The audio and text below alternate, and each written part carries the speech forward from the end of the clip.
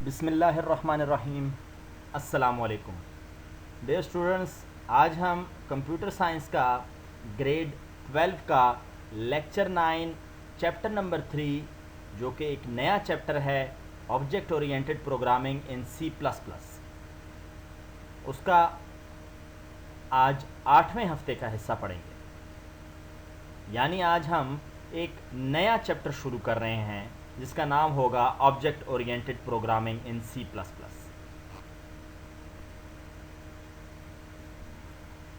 इस चैप्टर में हम इस वीक में आज के इस लेक्चर में जो टॉपिक्स कवर करेंगे वो होंगे, सबसे पहले हम इसका इंट्रोडक्शन करेंगे, फिर उसके बाद हम ये पढ़ेंगे कि कंप्यूटर प्रोग्राम क्या होता है।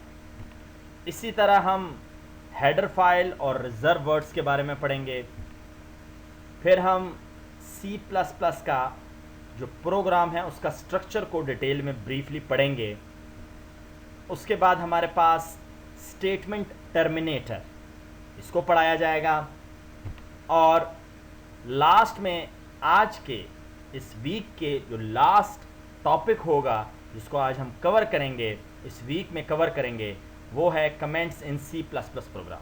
सो टोटल हम इन 6 टॉपिक्स को डिटेल में इस वीक में आज के इस लेक्चर में कवर करेंगे इंशाल्लाह।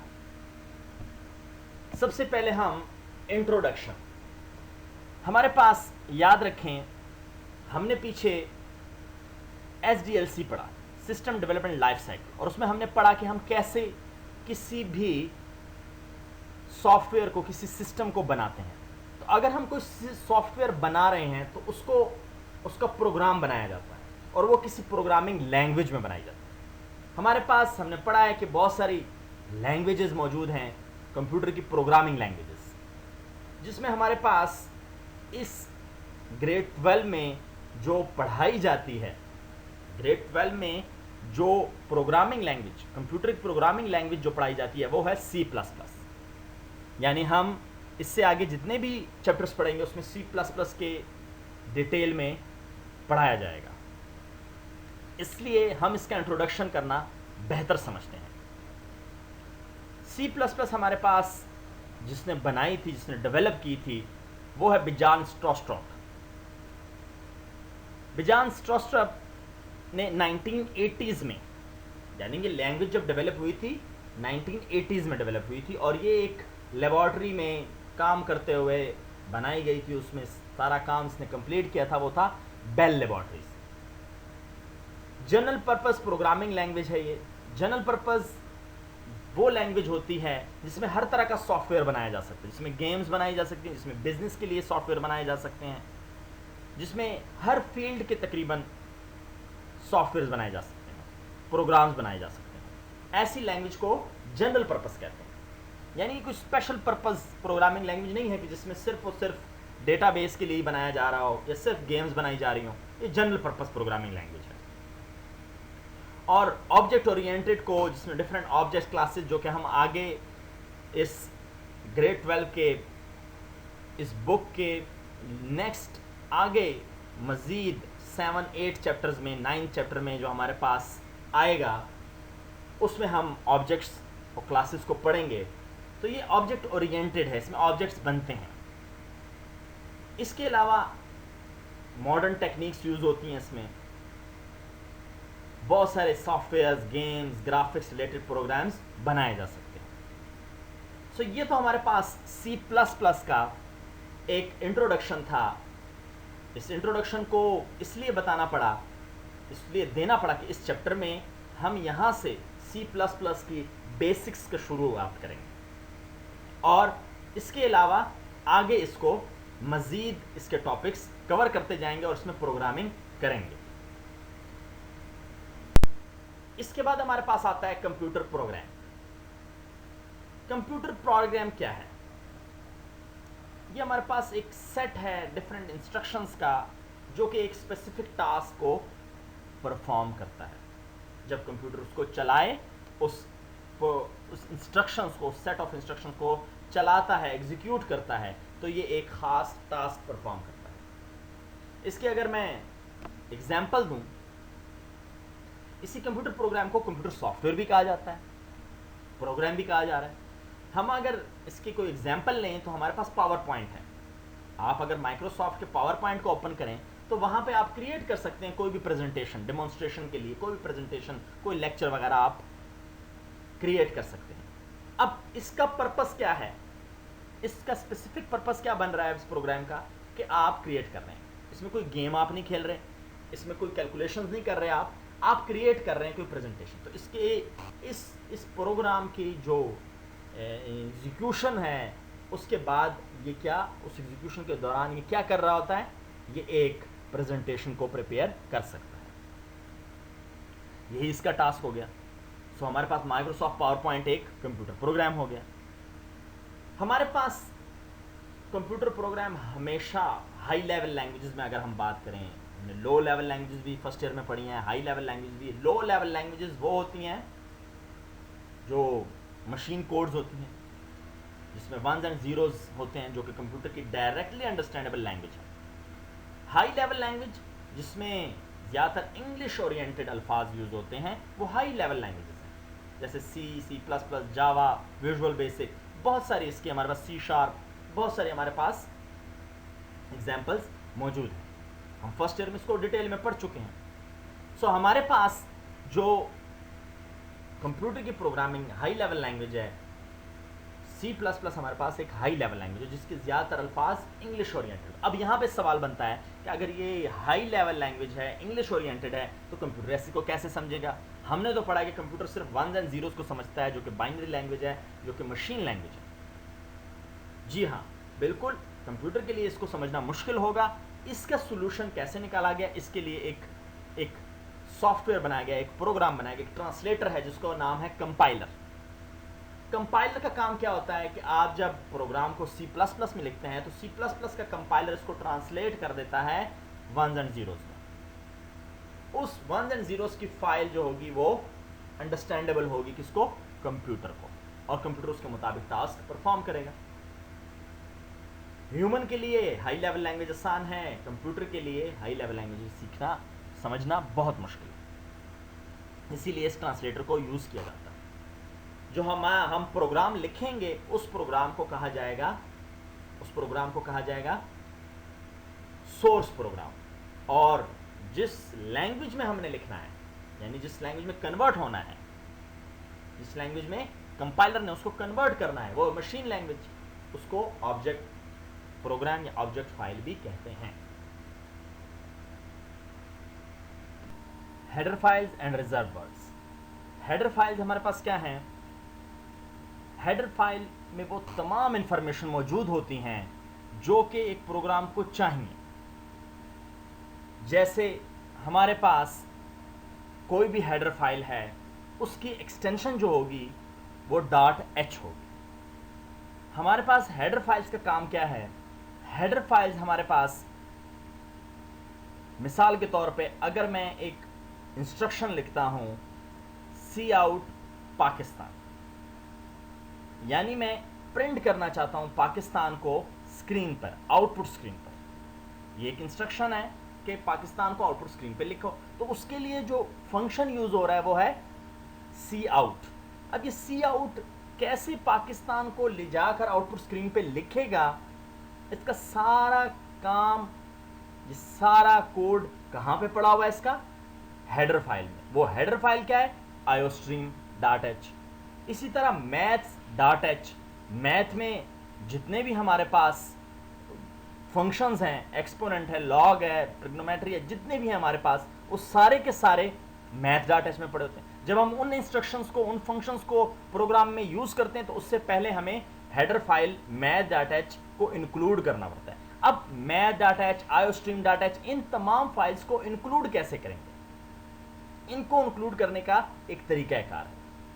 हमारे पास यहाँ पे एग्जांपल्स में दी गई हैं header file iostream.h, math.h, conayo.h, बहुत सारे हमारे पास हैं, graphic.h। ये बहुत सारे हेडर फाइल्स हैं जिसमें डिफरेंट फंक्शंस पड़े हुए हैं। हमें टॉप ऑफ द प्रोग्राम इसको मेंशन करना पड़ता है। इसको शामिल कैसे किया जाता है प्रोग्राम में, प्री प्रोसेसर डायरेक्टिव के लिए। प्री प्रोसेसर डायरेक्टिव यूज होता है हेडर फाइल्स को इंक्लूड करने के लिए। प्रोग्राम के शुरू में। ये हमारे पास प्रीप्रोसेसर डायरेक्टिव असल में कोड है, कंपाइलर को ये बताता है कि एक हेडर फाइल हमने इसमें शामिल कर दिया।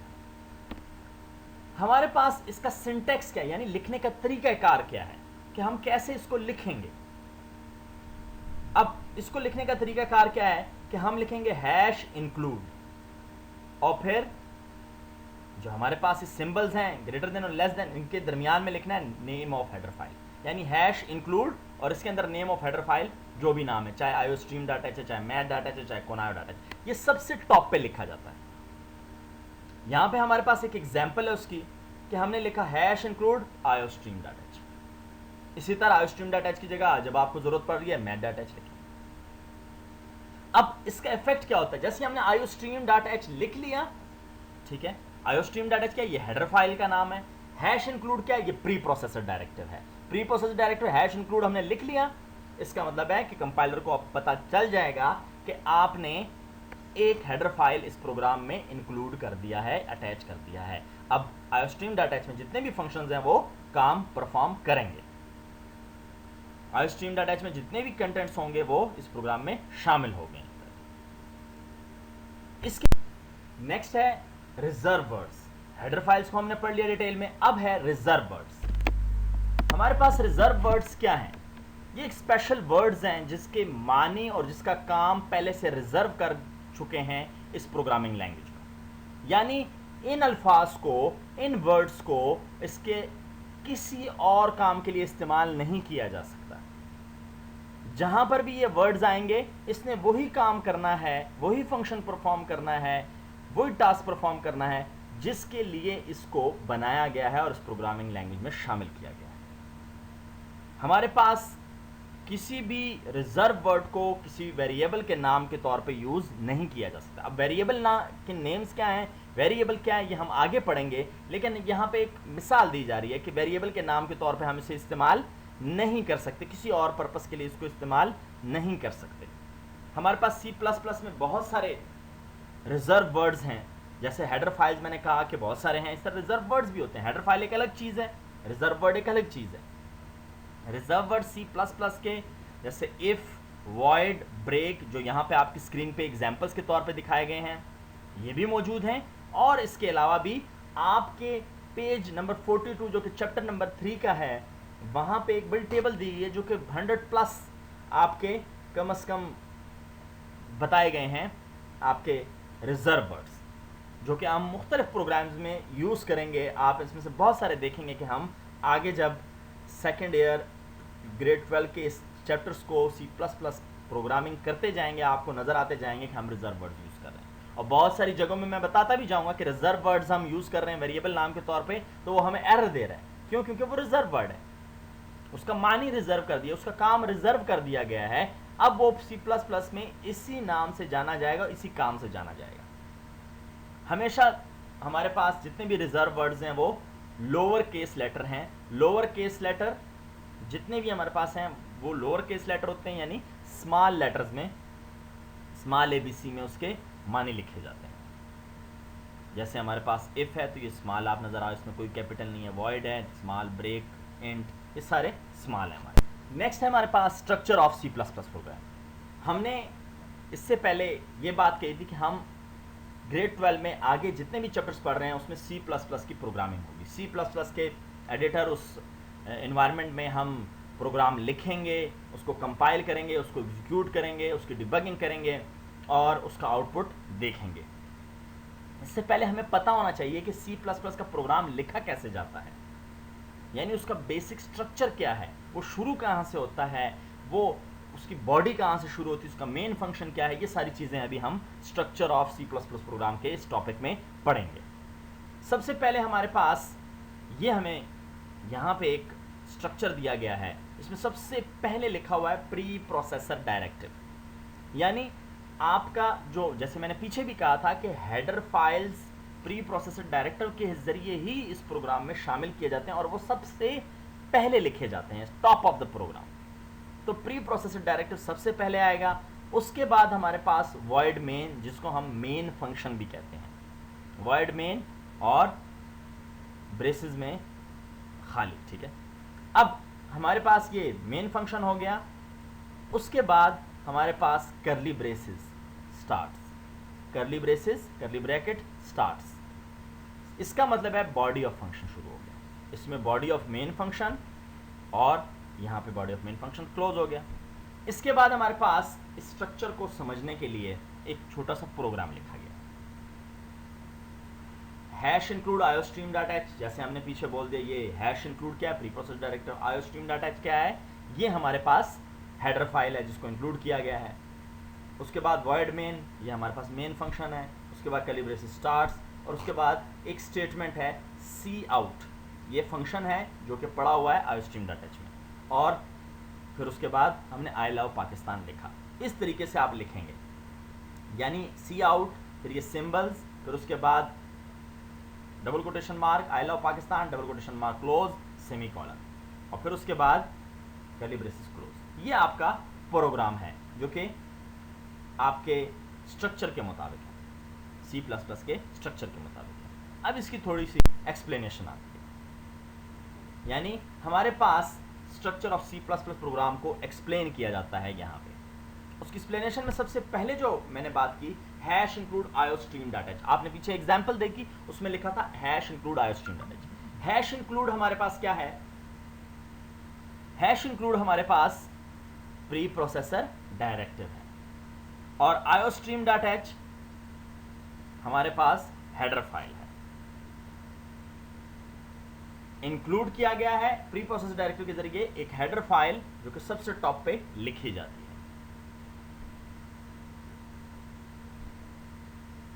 फिर उसके बाद आता है वॉइड मेन। ये हमारे पास मेन फंक्शन है जो कि C++ प्रोग्राम में है, और ये हर C++ प्रोग्राम में मेन फंक्शन होता है।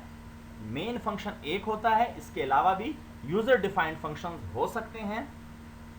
यूजर डिफाइंड फंक्शंस जब आ जाते हैं तो फंक्शंस की तादाद ज्यादा हो जाती है। यूजर डिफाइंड फंक्शन में फिलहाल आप कंफ्यूज ना हो, क्यों, क्योंकि हम इसको अगले चैप्टर में 5-6 चैप्टर में हम इसको पढ़ेंगे, इसलिए यहाँ पे इस पर सोचने की जरूरत नहीं है। ये सिर्फ जान लें कि वॉइड मेन और पैरेंथेसिस में कुछ भी नहीं है, तो ये हमारे पास एक मेन फंक्शन है। मेन से पहले वॉइड लिखा गया है, मेन के बाद कर्ली ब्रेसेस में कुछ, पैरेंथेसिस में कुछ भी नहीं है। इन दोनों के मानी यूजर डिफाइंड फंक्शन के दौरान आपको समझा दिए जाएंगे, यहाँ पे आपको कंफ्यूजन बनेगी। इसलिए यहाँ तक काफी कि वॉइड मेन पैरेंथेसिस, तो इसका मतलब हो गया कि ये मेन फंक्शन है। जब हमारे पास यूजर डिफाइंड फंक्शन ज्यादा हो जाते हैं, तो फंक्शन की तादाद ज्यादा हो गई, तो हमारे पास मेन फंक्शन कहीं पे भी आ सकता है। वैसे हमारे पास प्री प्रोसेसर डायरेक्टिव के नीचे मेन फंक्शन आता है। उसके बाद हमारे पास सी आउट आई लव पाकिस्तान, ये हमारे पास बॉडी में लिखा गया था।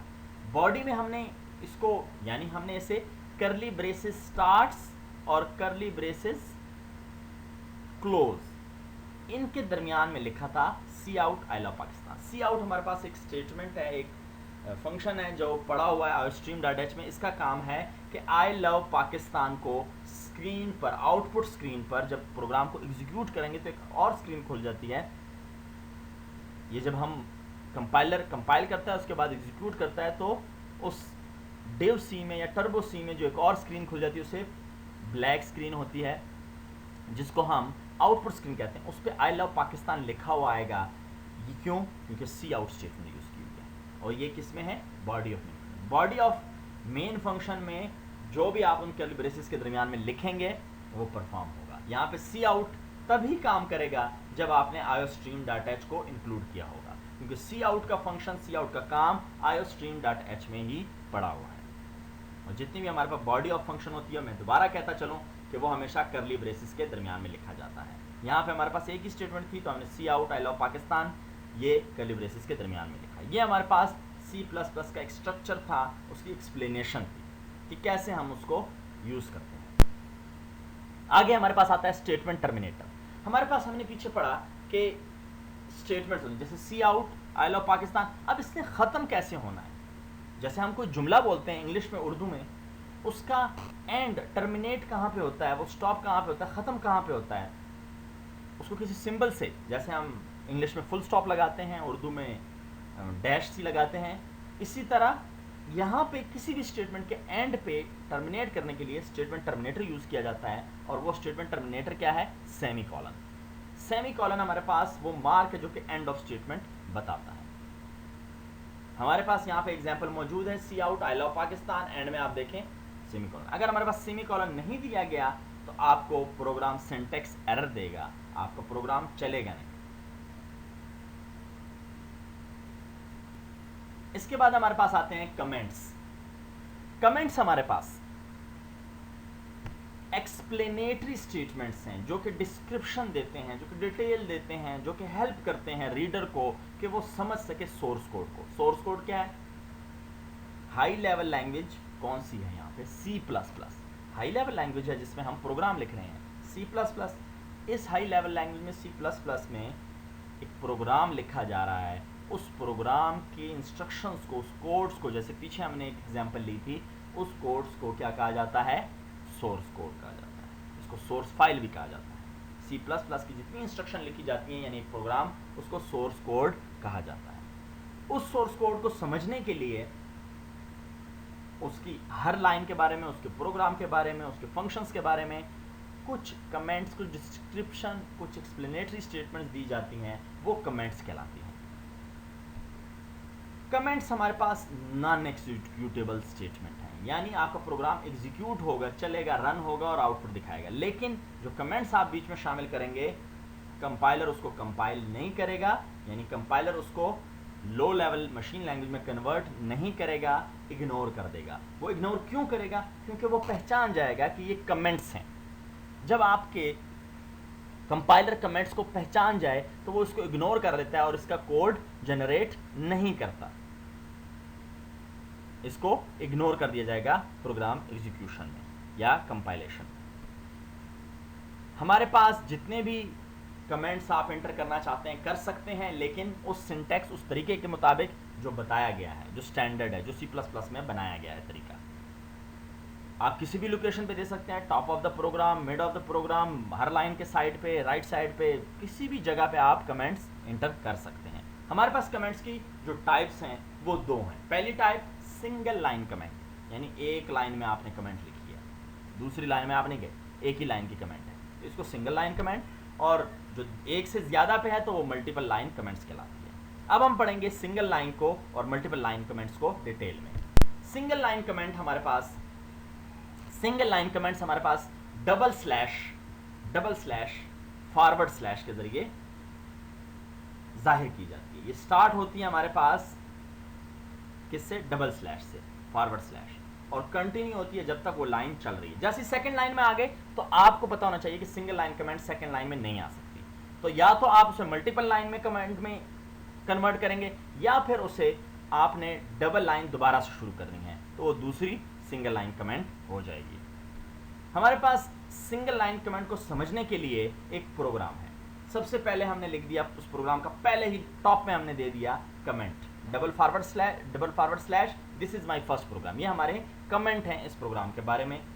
फिर हमने लिखा हैश इंक्लूड आयोस्ट्रीम डाटा जैसे प्रोग्राम था, फिर हमने लिखा वॉइड मेन, फिर उसके बाद हमने curly braces body of function में सी आउट आई एम पाकिस्तान। अब आई एम पाकिस्तान के बाद सेमीकोलन के बाद स्टेटमेंट टर्मिनेट हो गई है, सी आउट की स्टेटमेंट यहां तक थी। इसके बाद जो डबल फॉरवर्ड स्लैश में है वो है this is C out statement. This is C out statement का मतलब ये हो गया कि ये सी आउट की स्टेटमेंट है, इसको कमेंट्स के तौर पे इंक्लूड किया गया है। डबल फॉरवर्ड स्लैश से ही कंपाइलर को पता लग जाएगा कि ये कमेंट्स हैं, ये इंस्ट्रक्शन या कोड नहीं है, सोर्स कोड नहीं है। यानी एक हमने ऊपर दिया और एक हमने नीचे दिया और प्रोग्राम को एंड कर दिया। यानी हमारे पास दो, इस ऊपर दिए हुए प्रोग्राम में दो कमेंट्स हैं, एक है this is my first program और दूसरा है this is C out statement. ये दोनों सिंगल लाइन कमेंट्स हैं। उसके बाद हमारे पास आता है multiple line comments. Multiple line comments शुरू होते हैं स्टार फॉरवर्ड स्लैश और फिर उसके दरमियान में जितने आप लाइनें लिखते हैं उसके बाद स्टार फॉरवर्ड स्लैश, इन दोनों के दरमियान में आपको मल्टीपल लाइन कमेंट्स लिखने होते हैं। मल्टीपल लाइन कमेंट्स हमेशा स्टार्ट कहां से होते हैं? स्टार फॉरवर्ड स्लैश स्टार, फिर उसके दरमियान में आप लिखते हैं और फिर एंड होता है स्टार फॉरवर्ड स्लैश। इस तरीके से लिखे हुए कमेंट्स को मल्टीपल लाइन कमेंट शुमार किया जाता है। इसके अलावा अगर आप कोई तरीका सिंगल लाइन और मल्टीपल लाइन के लिए करते हैं तो वो सोर्स कोड को समझ लेता है, कंपाइलर उसको समझता है कि ये सोर्स कोड है और उसको कन्वर्ट करने की कोशिश करता है, लेकिन वो समझ नहीं पाता। क्यों? क्योंकि वो इंस्ट्रक्शन, वो कोड, वो फंक्शन ही नहीं बनाए गए, इस वजह से वो फिर एरर देगा। इसीलिए कमेंट्स को हमेशा इसी तरीके से लिखा जाता है।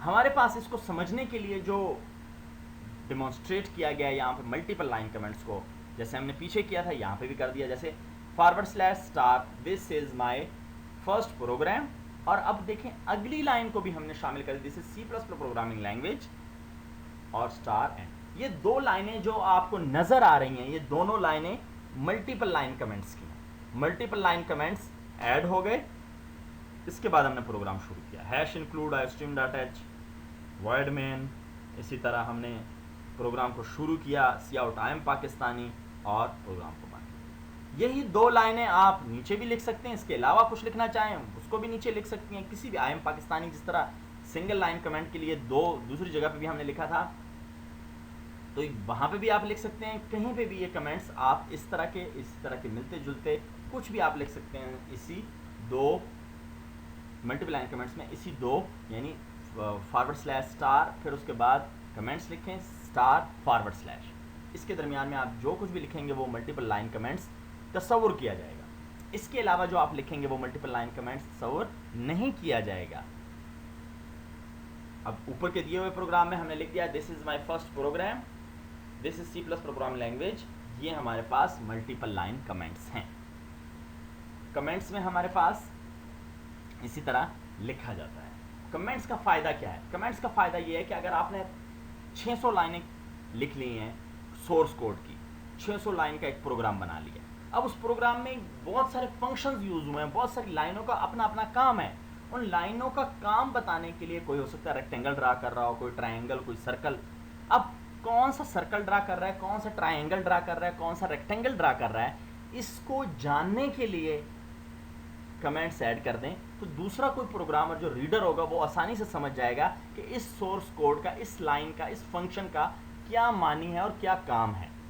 इसीलिए कमेंट्स प्रोग्रामर्स ऐड करते हैं, चाहे सिंगल लाइन कमेंट हो चाहे मल्टीपल लाइन कमेंट्स हो, दोनों का अपनी अपनी जगह पे ज़रूरत के मुताबिक इस्तेमाल किया जाता है। यहाँ तक हमारे पास आज के इस हफ्ते का लेक्चर था। जितने हमने टॉपिक्स पढ़िए, शुरू में बताए गए थे, वो कवर कर लिए गए। आपके सिलेबस ब्रेकअप जो दिया गया है उसके मुताबिक चले जा रहे हैं। आप वीडियोस को साथ साथ देखते जाएं और वीडियोस के साथ साथ आप बुक ओपन किया करें, बुक को भी देखा करें और वीडियोस को भी देखें, सुनें और उसको समझें। और इसके बाद नेक्स्ट लेक्चर के लिए जो सिलेबस में ब्रेकडाउन में आपको दिया गया है उसको पहले से पढ़ लें ताकि आपको अगले लेक्चर में समझने में आसानी हो। उम्मीद है आज का लेक्चर समझ आया होगा। इंशाल्लाह नेक्स्ट वीक के लेक्चर के साथ दोबारा हाजिर होंगे। तब तक के लिए अल्लाह हाफिज़, अस्सलाम वालेकुम, थैंक यू।